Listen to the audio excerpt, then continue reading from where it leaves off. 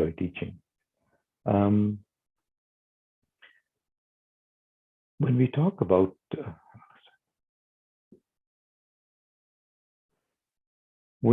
about science, people often have this big distorted view about science as science being something that is defined, and it's always been defined. It has never been defined. It's only over the last many centuries that we have gained this notion that somehow we can test a specific phenomena. Before that, we could debate the phenomena, but then that was again based on your freedoms. People did not like people to be enlightened because the more you have knowledge, less you're able to control people. So to control people, it's always good to keep them in the dark, which has changed now from being availability of information to distortion of information. So I can give you a distorted version of information about DigiShield, and I can tell Mamta, yeah, DigiShield, yeah, but he was involved in some kind of legal issue. Now in your mind, it'll be stuck. Oh, so DigiShield was involved in some kind of legal issue. Now you've planted that seed. It's called gaslighting. So the next time you see the person and whatever good thing DigiShield does, you're still going to have that notion that there's something wrong with him. So that was the debate. Science would be we need to test it out. So we go on the website, we check DigiShield, any legal issues, blah, blah, blah, blah. We can check. But the problem today is even the information media is deeply divided. So you get biased notions of what is happening and people put fake news. So how do we decide if what we are seeing as art or whether it's science? This has become of fundamental importance because the pharmaceutical industry is pushing in many ways to get certain drugs accepted and circulated, so that they can be commercialized and things. So you have to be very, very careful. However, if you go back and see what art is the ability of an individual to both verbalize, to play an instrument, to draw a picture, and be able to convey the innermost feelings without necessarily articulating it. I don't have to articulate it if I don't want to, but I can create a sculpture and you can come and think, oh, what a stunning sculpture this is. And you can interpret what it is the artist was thinking. However, there's a fundamental truth to all this art in that there's the importance of dialogue. So for example, if we decide that one of the things we want to do is create a very positive environment in terms of being able to debate with our friends or colleagues and things like that, we want to know that we are inclusive in our ideas and our thinking.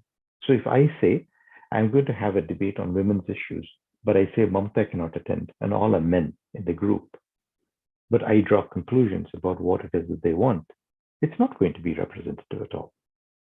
But we have created this feeling that somehow we have more intelligence than other people. And that's fundamentally flawed. And the reason we come about that is because of the information we put in. And sometimes it happens when we lack the ability to have creative solutions. And I'll explain on that because it's very important. So when we talk about science, science is the ability to verify a finding. So if we say DigiShield has done the best work in a particular area, I need a way to find out whether it's true or not. And I don't trust the media. So how do I go about doing it? I actually go and interview all the people they've done the work with. I go and talk to them. You've done this, you've done this, you've done this. Yeah, I actually have proof that they've actually done that. Now, the lack of evidence is not proof of the absence of evidence. So just because somebody was said to have done something, but there is no evidence to prove that he did that, doesn't mean the evidence is missing. It's there somewhere, but we've not looked for it. Over the centuries, we have accumulated knowledge, and human beings from all walks of life have contributed to it. We often like to think that only I did this or they did that. It's not true. From the invention of the wheel to the rocket that flies into space, they've all been a progression. So even this dialogue we're having today, maybe tomorrow one of you will do hardcore research looking at the PET, looking at the functional magnetic resonance imaging of people who exhibit kindness. And there have been studies that have shown about compassion and kindness. Is there a link between well-being and kindness? Yes, absolutely. It's very, very well known. Shabir sir, sorry for interrupting, but we cannot see your slides if you're running them. Oh, That is strange. My slide is actually there.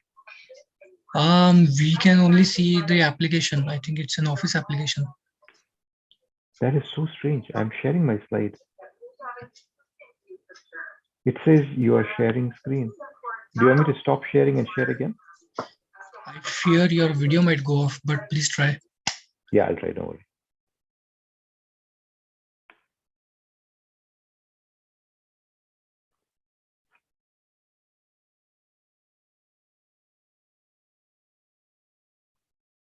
Can you see now? Yes, Yes. I can see Yes, sir. your fifth slide. Okay. It is strange. It seems to be getting cut off for some reason. I'm not sure why. Okay. So let me do the PowerPoint presentation mode. Okay. So what's the link between well-being and kindness? This is something that comes up very, very, very often, right?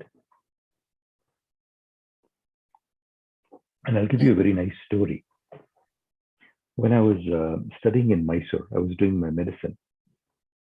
I was doing the internship, and it so happened that it was around slightly latish at night, and we had a patient who was wheeled into the emergency room. He was not well. He was very, very sick, but I was an intern. I was trying to make a differential diagnosis. So I examined his abdomen. It was very tender. He was really in severe pain. He could not really communicate very well. So I didn't know what it was, but I made a provisional diagnosis. I thought maybe this guy has a burst appendix. So I called up the surgeon. I said, look, there's this guy. I think I'm not too sure whether it's enteric perforation or appendicitis. I'm not sure, but he's very, very sick. So there was no cell phone in those days, right? So it's the dial phone we had. So I called up this guy. Surgeon said, no, he's probably going to die. Just leave it. There's nothing we can do. Enteric perforation, it's very common. So what he said was true because the guy was very, very sick. So I thought in my heart, I said, he's going to die. So I said, sir, if he's going to die, let him die. But at least we should do what is right. So he came. He wasn't very happy that he had to come at night, but he came. He was a fabulous surgeon. So he came. We wheeled this guy into the operating theater, and we did the surgery, and then went on till 2 o'clock, 3 o'clock, 4 o'clock. So he had very bad enteric perforation. It took a long time. The surgeon was brilliant. After everything was over, it was time for my prayer. I had no place to pray. So the way the patient was lying was close to a wall in the ward. So I had no place. I put my prayer. I started praying there. One guy was standing at the corner of the room. He was watching all this, and after some time he came inside. He said, this was in Karnataka. I said, Namaskara, sir. I said, Namaskara, how are you? He said, how is my brother? I said, I think he will do well. I'm hoping he will do well. And actually, I had prayed for the guy. So we didn't think the guy would really make it.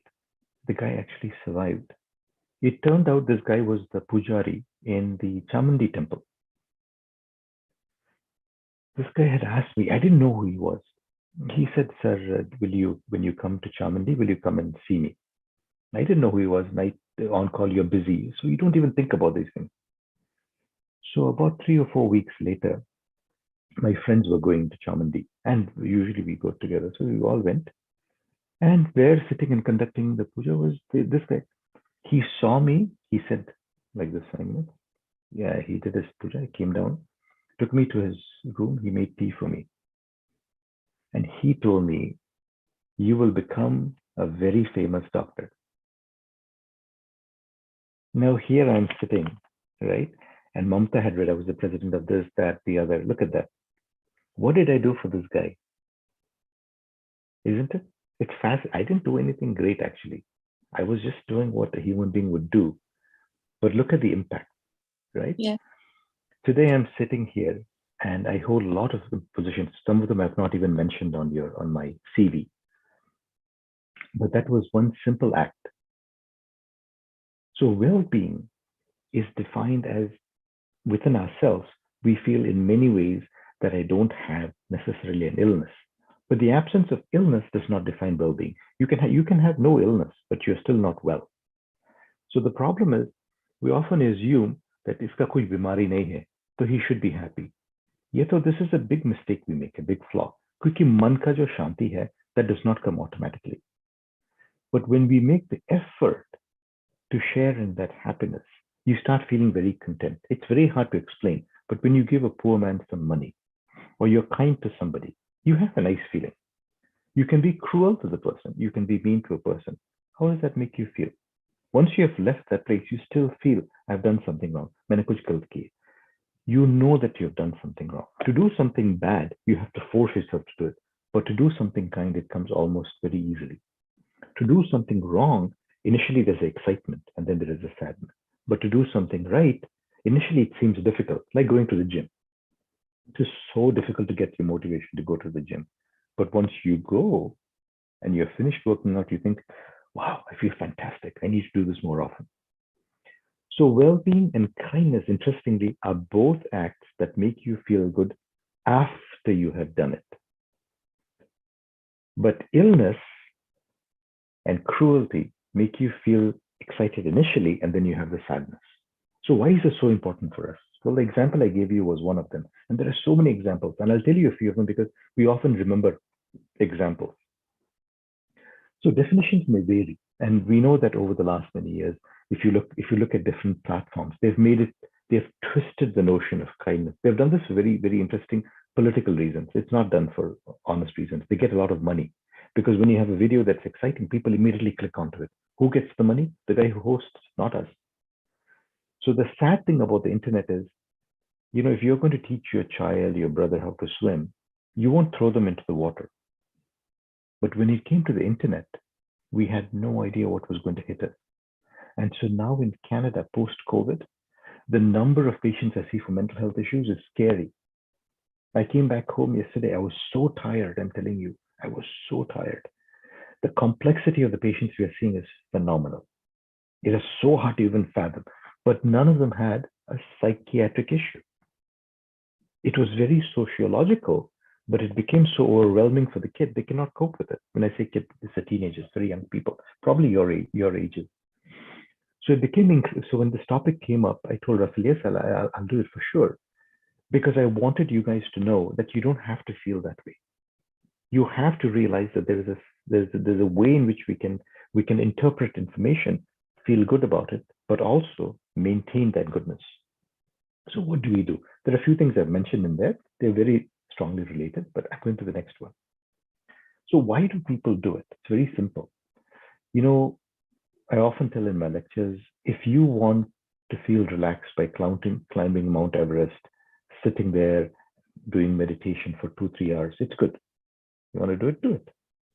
But the purpose of meditation is to keep you calm in an uncalm environment. So if everything I'm doing is not making me calm in environments where I'm going to be working, studying, playing, what's the point in my doing it in an isolated place for those few hours? It's of no use. We need to be able to do it in a place where we are busy, active, there's a lot of noise. So this brings up the question of inner turmoil. If you look at, I don't know how many of you here are Raja Ravi Verma fans, but he's a very famous painter. We have this notion of giving a lot of importance to the Mona Lisa. They're very good paintings. I'm not minimizing its value, but there are very good painters we have back home as well. There are very famous Indigenous artists in Canada. They are phenomenal, but they don't get publicity because, they're Indigenous or they are Indian, so they don't get that publicity. If you have a chance, I'd like you guys to go and look up Raja Ravi Verma. This guy was easily an incredibly brilliant painter. He was a king, absolutely brilliant painter. Why am I telling you about Verma? You see, for someone to be able to paint, the painting shows you his calmness. You can compare Raja Ravi Verma's painting with Vincent van Gogh. He also was an extraordinarily brilliant artist, but he had many mental illnesses. He had problems with his health. Some people say he had bipolar disorder. Some people say he was psychosis. He cut off his ear because he could hear voices. There were so many different things. They said he was dependent on a type of alcohol, which is called absinthe, which the painters used to use. So there were so many different things. But you see his painting, you can make out paintings are stunning, but there's some problem. So he was not a content man. Do you get it? Raja Ravi Verma's paintings, if you look at it, he was very content. So why is it that this particular guy who was a king was able to be content? How many kings do you know who are content? They're not.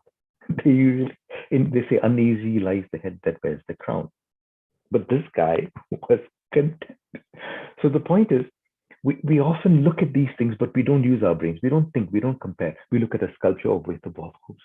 It's good. Yeah, it's beautiful. But did you try and figure out what the mind of the artist was? There's a whole purpose of art. But we didn't look at it because we haven't been trained to do that. You know, if you look at the West, I'll talk about England in particular. They will preserve all their old monuments beautifully.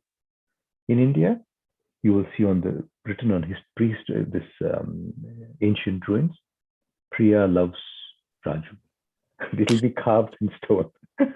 Yeah. There will be a painting, isn't it? People will write on it because we don't recognize that we shouldn't be doing that, because these things often have a meaning. We just need to sit there and reflect. We don't reflect. Nobody has taught us how to reflect. And in the age of social media, we have lost the art of being able to reflect. This is a huge mistake, because the first person you need to be kind to is yourself. If you're not kind to yourself, you cannot be kind to other people.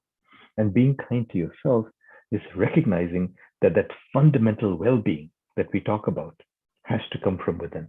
It comes from within when we take a step back and when we reflect.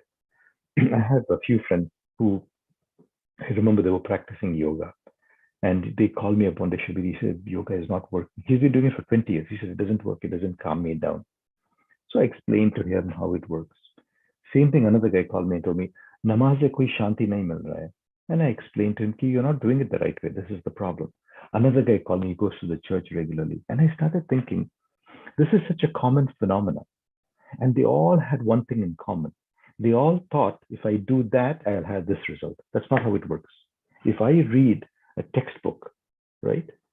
And I can give you this example because I've won gold medals in many places. I remember when I was studying in NIMHANS, I used to study on the weekends. I used to try and do around 13 to 14 hours. I used to work very, very hard. So just because I read a book doesn't mean you have success, isn't it? And you can read a book, doesn't mean you're going to succeed.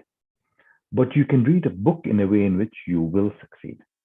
It's the same thing. Many people, when they do their practices, they don't focus. They are not there. They're not kind to themselves. Why are they not kind to themselves? Because everything else in life has become important for them. I'm not saying that if there is a fire, you don't go put out the fire. No. I'm saying you first have to realize that subjective well-being is critically important. And if you are not kind to yourself, it is not possible for you to have that subjective kindness, because you have to realize that what you do will have an impact on other people. So even if you smile, people feel good. If you don't smile, they may not feel upset, but you have missed the opportunity to share in that joy. And it's very simple, it's just a smile. People often forget that anger destroys the person who is angry. So I'll give you an example. I cannot take names, obviously, for confidentiality reasons, but I'll give you a very interesting example. When I started working in England many years ago, I moved to England in the year 2000. I was working with a lady. I was seeing her for the first time. She had panic attacks, very severe panic attacks, and she was not doing well. So roughly about this time, a friend of mine, when he was in Bangalore with me, he was doing practice of Sudarshan Yoga. So when I came, I started talking to this lady. She had a bit of a racist thing. So she looked at me, what medication can you give me? I said, I can give you some medication, but I'm not sure it's going to work because you've tried so many. Oh, are you saying that you don't know any medication? I said, no, I do know the medications. I can give it to you. But my aim is not about medication. My aim was actually to see if I can help you. So she looked a bit bemused. I don't think she'd heard anyone use that language before. So I said, well, I can teach you some breathing techniques and you can use it. What kind of breathing techniques? So I told her, I said, look, this I learned from a colleague of mine. It's called Sudarshan Yoga. So she got very, very angry with me. She said, you're trying to push the Hindu Bible. I said, no, I'm not trying to push anything. You want to get better? I'm just offering you an alternative. You don't have to do it. I can give you a pill. So she looked at me for some time. I think she kind of thought, okay, this guy's okay. So I taught her a few exercises, very simple ones, nothing complicated. I don't know very complicated sky and things like that. So I taught her the basic exercises. And I also told her that I'll alter the medication dosing just a bit. This lady comes back after 3 months for follow-up. She says, you know, doctor, for the first time, I was able to go to the grocery store. She was very happy. She said, I think the increase in the dose helped me. It's very interesting, right? How people's mind works. So I said, look, it's a combination that helps you. It's not one thing. And if you minimize one, you're not going to get better. But it goes to show you, as human beings, we often forget that when we are doing relaxation exercises, the exercise itself doesn't make you a nice person, but it calms you down to the point where you're not an aggressive and hostile person. And this is very important. We often forget that. So when you have time, when you guys are working as doctors, always take about 5 to 10 minutes in your day. Make it a point. And I often tell when I give these lectures internationally for doctors as well, I tell them, go use the toilet, lock yourself in there, put the seat down. Hopefully it's not stinking. Sit there. Nobody will come and bother you. Turn your cell phone off and just sit there for 5 to 10 minutes. Don't do anything else. Because office, they'll come and track you down. On the ward, they'll track you down. The coffee shop, it's very noisy. So you basically want to make sure that you slow yourself down. We also need to know how to find the inner peace. Now, in the last many years, people have come up saying कि इसका ये बीमारी है, वो बीमारी है, ये इलाज तो नहीं है इसके लिए. We are seeing so many people who have disease states. We also know that disease states tend to be more prominent when you have tension, anxiety, worry. We know that, everybody knows that. But the person who popularized meditation techniques was a guy called John Kabat-Zinn in 1982 in the West, in Boston area. This guy started promoting meditation techniques. He learned this from the Buddhists. He learned a meditation technique to slow people down. Now, it is common sense if your mind is racing, you need to slow down. But we needed somebody else to come and tell us you need to slow down. It shows how we lack this ability to think creatively. We somehow have this fundamental inability to think clearly. We need to stop doing that. I want you guys, I really want, there is about 13 of you. I want you guys to make use of these connections you have internationally. You guys need to get into research, into the impact of subjective well-being, kindness, and look into how you guys can be at the forefront of defining the power of kindness. Because we have some research, but nobody has done a whole lot of research to quantify and qualify it. But this is a very nice thing. If you guys want to read, please do. And he often has, there's a book called, it's titled, Wherever You Are, Wherever You Go, There You Are. So it means if I am a horrible person, I can go to any part of the world. I'm still going to be there. Now it looks counterintuitive. Obviously, you're going to be there. What it means is if I am unhappy where I am and I go to another place, I'm going to be unhappy there because I'm taking that unhappy me with me. I'm going along with it. I know it sounds like Swami Nityananda. We take our unhappy self with us. And wherever we go, we're going to fight with everybody. That guy is a problem. This guy is a problem. It's not him who is the problem. It's me who is the problem. So we need to figure out what it is in me is creating this sense of inner turmoil. So learn by being compassionate. Be kind. Does it help to meditate? Yes. There's plenty of studies that have been done. I won't go into details because of the time. But regular mindfulness practices improves cognitive markers. If we had time, I would have shown you a few very simple exercises. We won't have time today. It basically says try and be non-judgmental. When you're sitting there in your office or in the washroom and you're trying to calm your mind down, don't worry about the different thoughts that came in. Ki Raju ne ye kaha, that fellow said this fellow said this. Don't worry about it. You're going to have to let it float and go away. I'd like you guys to read about what's called Salience Networks. It sounds very complicated. It's very simple, but I want you guys to read up on this. And it talks about what's called the default mode network, Salience Network, the executive network.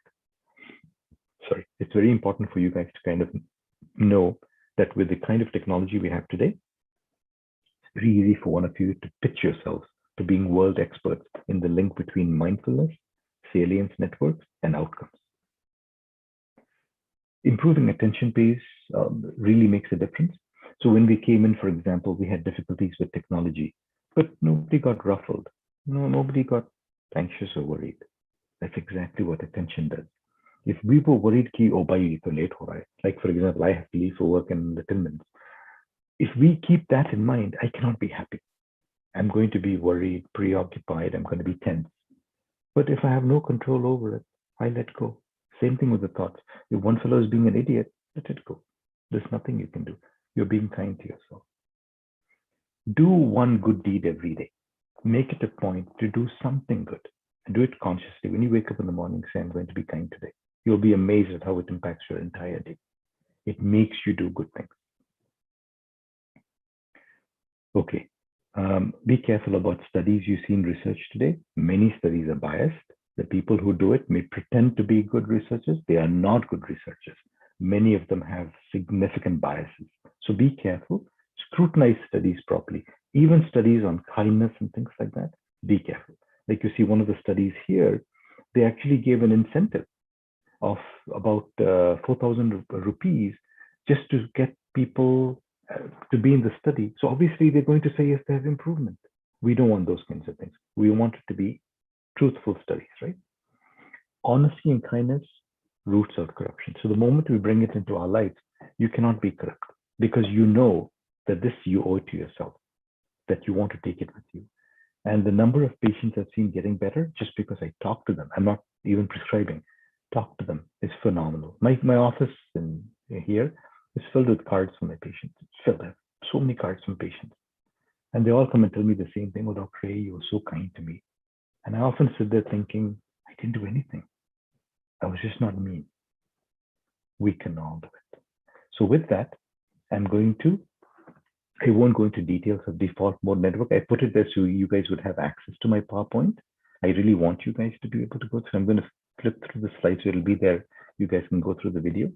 But just remember, we are not just a bunch of chemicals. We are not just a bunch of electrical circuits. We are not just intrinsic networks. We are a mix of many things. And we need to realize that however much artificial intelligence comes up, human compassion, kindness is unmatched. With that, I will end my lecture. Thank you.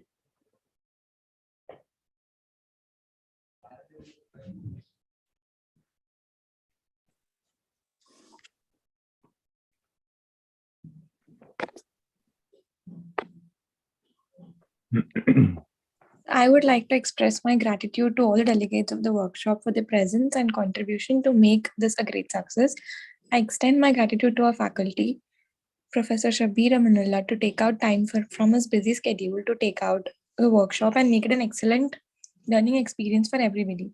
Thank you so much, sir, once again. And sir, you actually have a very calming voice. Yes, sir. That's true. Thank you, sir. Thank you very much. You guys take care. I want you guys to be the leaders of tomorrow. Take care. Sure, sir. Yes. Thank you, sir. Good day. Thank you. Bye-bye. Thank you, sir.